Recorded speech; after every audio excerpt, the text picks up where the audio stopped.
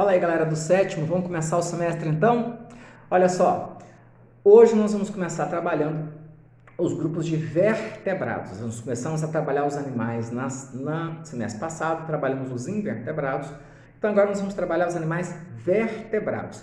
Então só abre o seu livro lá na página 131, qualquer coisa você dá um pause no vídeo aí e abre o seu livro na página 131, tema 5. Primeira coisa que eu preciso que você entenda é que um animal vertebrado é aquele animal que possui coluna vertebral. Existe uma confusão muito grande da galera por aí de que a diferença entre vertebrado e invertebrado é que vertebrado tem osso e invertebrado não tem osso. Se você tinha isso na sua cabeça, deleta, tá errado isso. Vertebrados têm coluna vertebral. Invertebrados não têm coluna vertebral. Os vertebrados é o grupo que nós chamamos de cordados, são aqueles que têm coluna vertebral. E são 5 grupos: peixes, anfíbios, répteis, aves e mamíferos. E na sua página 131, já vai começar falando desses animais, e o primeiro deles é o peixe. Peixe é um animal que vive basicamente em um ambiente aquático, pode ser de água doce, aí a gente chama peixe ducíulo, peixe de água doce, ducíulo, ou ele pode viver em água salgada, que é o peixe marinho. Nos dois ambientes, água doce e água salgada, nós vamos ter peixes. Aí você me pergunta assim, professor, será que o peixe da água doce pode ir para salgado, da salgada e para doce? Geralmente não.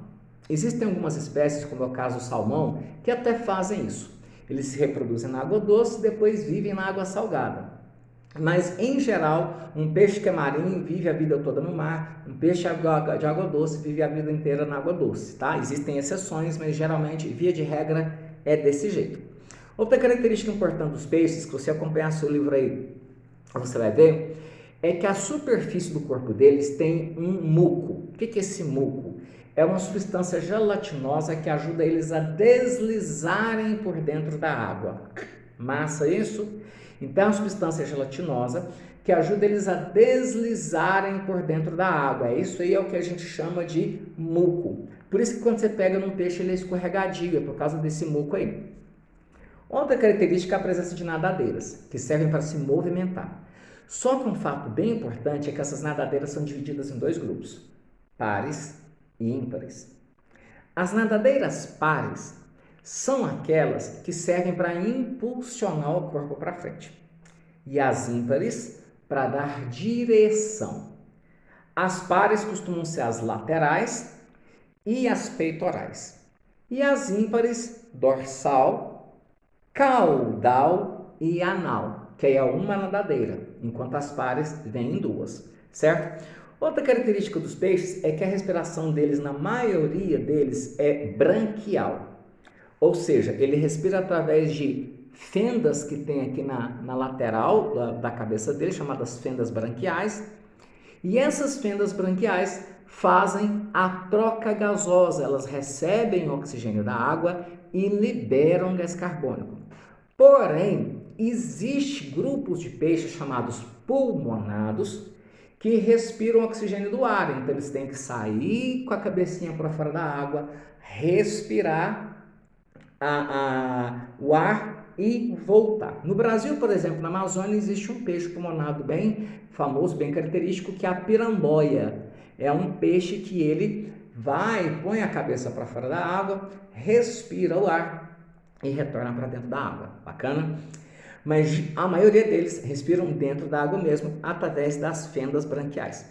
Outra característica bem legal que eu falei já na primeira parte do seu livro, há um detalhe. Esses peixes pulmonados a gente pode chamar de dipnóicos, tá? Outra característica legal que a gente tem é a linha lateral. É uma linha que tem na lateral do corpo que possui células sensitivas. Essa linha é um mecanismo de sensibilidade do peixe, serve para perceber a pressão, a profundidade, vibrações na água, a temperatura. Seria o sistema sensitivo do peixe, essa linha lateral que fica na lateral do corpo dele, entendeu? Isso é bem legal. Então é importante que você saiba que essa linha lateral é como se fosse um sistema sensitivo, igual a gente tem 5 sentidos, eles têm sentidos basicamente nessa linha lateral. Outra característica que vai falar aqui no seu livro é que a maioria dos peixes ela é ectodérmica, ou seja, ectodérmico quer dizer que ele não tem temperatura própria. A temperatura do peixe depende da temperatura do ambiente. Nós não, nós somos endotérmicos. A nossa temperatura é a mesma sempre, 36,5.